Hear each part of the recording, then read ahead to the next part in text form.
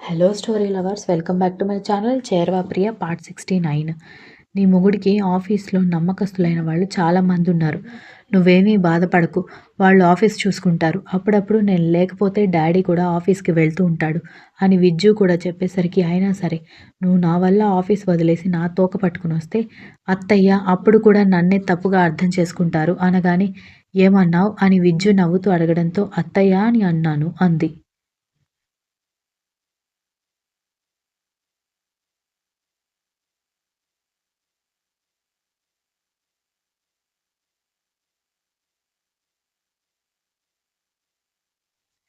మరి మా మమ్మీతో కూడా ఆంటీ ఆంటీ అని మాట్లాడకుండా అత్తయ్య అని మాట్లాడొచ్చు కదా అనగానే, అమ్మో ఆవిడకి ఇప్పటికే నా మీద పీకల వరకు కోపం ఉంది.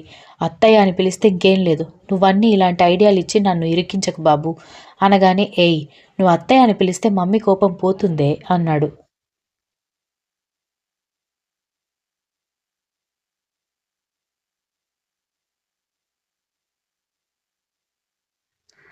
ఒకవేళ ఇంకా కోపం పెరిగితే పరిస్థితి ఏంటి అని అడిగేసరికి, ఏం కాదు, ఒకసారి నువ్వు అత్తయ్య అని పిలిచి చూడు.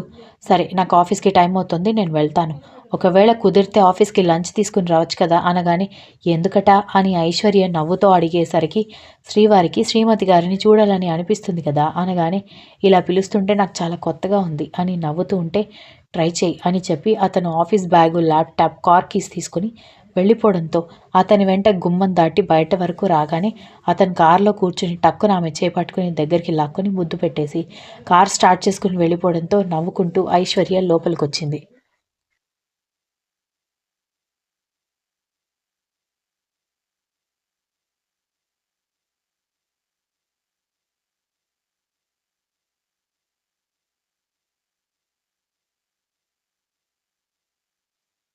ఆమె లోపలికొచ్చేసరికి జానకి కనిపించడంతో కంగారుగా దిక్కులు చూస్తూ నిలబడేసరికి, మీ ఆయన గారిని ఆఫీస్కి సాగనంపావా అని అడిగేసరికి చిన్నగా తలాడించడంతో, నాతో పాటు బయటికి రా అనగాని ఐశ్వర్య అయోమయంగా చూస్తుంటే, కొత్త కోడలివి కదా, నాకు నచ్చినా నచ్చకపోయినా నీకు బట్టలు తీసుకోవాలి, ఇంట్లో సత్యనారాయణ వ్రతానికి ఏర్పాట్లు జరిపించాలి, లేదంటే చూసేవాళ్ళు నలుగురు నానా రకాలుగా మాట్లాడుకుంటారు అనగానే, వాళ్ళెవ్వరి కోసం మనం ఏం చేయాల్సిన అవసరం లేదు ఆంటీ, మీకు నచ్చితేనే చేయండి, మీరు ప్రేమగా చేస్తేనే నేను తీసుకుంటాను అని చెప్పడంతో జానకి కోపంగా చూస్తుంది.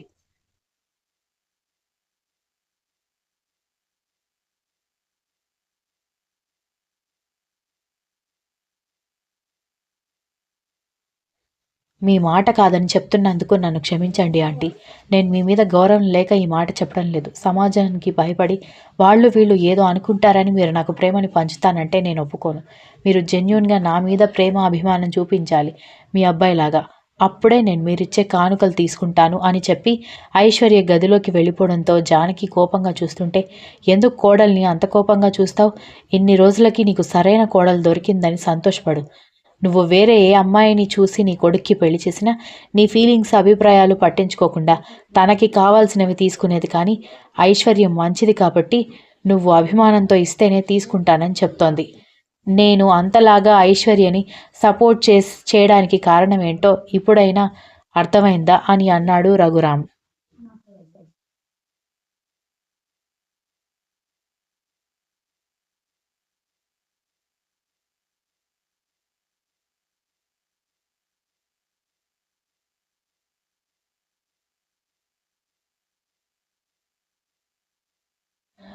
కోడలిని పొగడ్డం అయిపోతే నన్ను మాట్లాడనిస్తారా అని జానకి వెటకారంగా అనగానే, ఆమె వైపు అయోమయంగా చూస్తుంటే, అది కావాలని నా మెప్పు కోసం అలా డ్రామా ఆడుతోంది. దానికి మాత్రం ఈ రాజభోగాలు అనుభవించాలని ఉండదా ఏంటి? నేను రమ్మనగానే అది సంతోషపడే ఉంటుంది. కానీ రమ్మనగానే వస్తే దాని లెవెల్ పడిపోతుంది కాబట్టి అలా మాట్లాడింది. ఇంకొకసారి పిలిస్తే ఖచ్చితంగా వస్తుంది అనగానే, నిజమా? అయితే ఒకసారి పిలిచి చూడు అన్నాడు రఘురాం.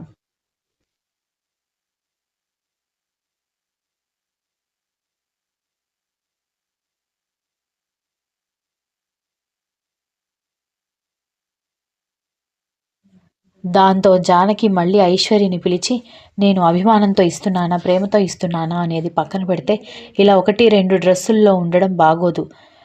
నీ అవసరాలు నీకుంటాయి కదా, అందుకైనా సరే నువ్వు నేను కొనిచ్చేది తీసుకోవాలి అనగానే, నా అవసరాల కోసం కొనివ్వడానికి మీ అబ్బాయి ఉన్నాడు కదా ఆంటీ, మీరిచ్చేది మాత్రం నాకు అభిమానంతోనే కావాలి అని చెప్పి ఐశ్వర్య వెళ్ళిపోవడంతో రఘురాం ఇప్పుడేమంటావు అన్నట్టుగా భార్యని చూశాడు.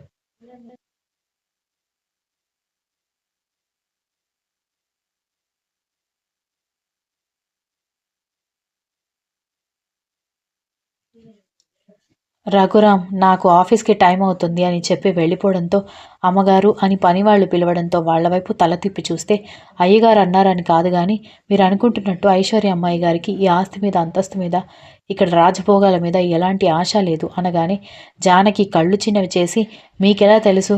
మీరు కూడా నాకు నీతులు చెప్తున్నారా? అని అడిగింది.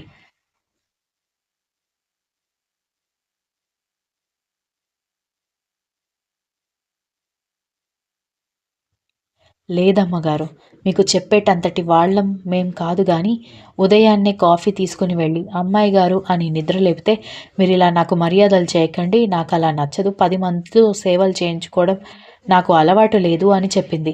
వాళ్ళ గది కూడా మమ్మల్ని శుభ్రం చేయనివ్వలేదు. తానే శుభ్రం చేసుకుంది. మీ ముందు నాటకాలు ఆడుతుంది అనుకున్నా, మేము ఆ రూమ్ శుభ్రం చేసినా, తనే శుభ్రం చేసిందని తనే చెప్పుకోవచ్చు. కానీ తనెప్పుడూ ఆ మాట చెప్పలేదు. మేం స్వయంగా వచ్చి చెప్తున్నాం కదా! అని అన్నారు పనివాళ్ళు.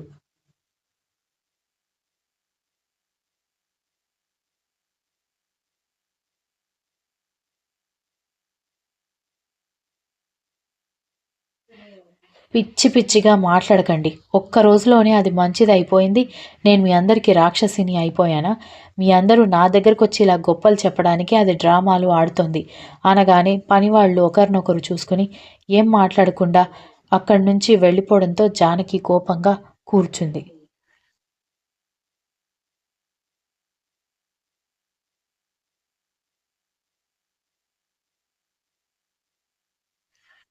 సమయం ఉదయం 10 అవుతుంటే కంగారుగా కిందకొచ్చి చుట్టూ చూస్తూ ఉంటే పని మనిషి గమనించి ఏమైనా కావాలా అమ్మాయి గారు అనగానే మీ సార్ నన్ను లంచ్ తీసుకుని రమ్మని చెప్పారు. వంట చేసి తీసుకువెళ్ళాలి. ఇప్పుడు వంటగదిలోకి వెళ్ళి వంట చేస్తే ఆంటీ ఏమంటారోనని కంగారుగా ఉంది అనగానే ఏం కాదులే అమ్మాయి గారు. మీరు చేసేది వంట కదా! వెళ్ళి వంట చేసుకోండి. లంచ్ బాక్స్ పైన ఉన్న కబోర్డ్‌లో నీట్‌గా పెట్టేసుంటాయి. అవన్నీ తీసుకుని లంచ్ నింపేసి ప్యాక్ చేసి తీసుకునెళ్ళండి అని చెప్పింది పని మనిషి.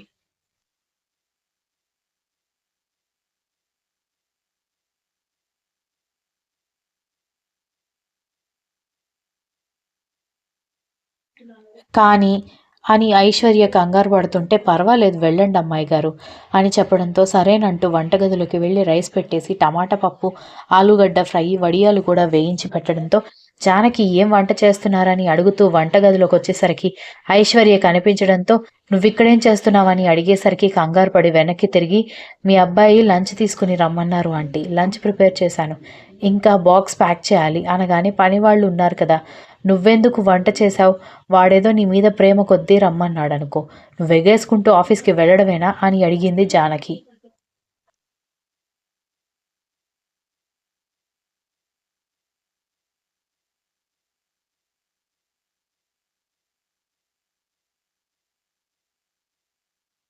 ఐశ్వర్య తలదించుకుని నిలబడ్డంతో సరేలే ఎలాగో వంట చేశావు కదా తీసుకొని వెళ్ళు మళ్ళీ నన్ను నా కొడుకు దగ్గర విలన్ చేస్తావని చెప్పి కోపంగా వెళ్ళిపోవడంతో ఐశ్వర్య కన్నీళ్లు పెట్టుకుంటూ నిలబడితే అమ్మాయి గారు మీ ఫోన్ మోగుతోందంటూ పని మనిషి ఫోన్ తీసుకొచ్చి ఇవ్వడంతో విజ్జు ఫోన్ చేస్తూ ఉండేసరికి కన్నీళ్లు తుడుచుకుని ఫోన్ లిఫ్ట్ చేసి నేను ఆఫీస్కి రావడం లేదు విజ్జు డ్రైవర్తో లంచ్ పంపిస్తాను వంట చేశాను అనగానే ఆమె గొంతులో తేడా ఫోన్లో హలో అన్నప్పుడే అర్థం చేసుకోవడంతో ఏమైంది అని అడిగాడు విజ్జు.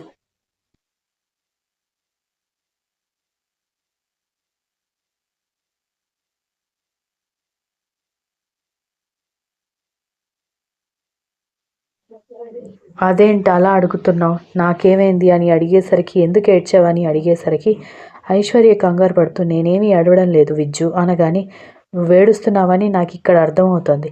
మళ్ళీ అబద్ధం చెప్తావు. ఏమైంది చెప్పు? మళ్ళీ మమ్మీ ఏమైనా అందా అనగానే ఐశ్వర్య ఏమీ మాట్లాడకపోవడంతో విజ్జుకి విషయం అర్థమయ్యేసరికి నువ్వు ముందు ఆఫీస్‌కి రా అని చెప్పి ఫోన్ కట్ చేశాడు. Continuous. If you like this story please like, share, comment and don't forget to subscribe.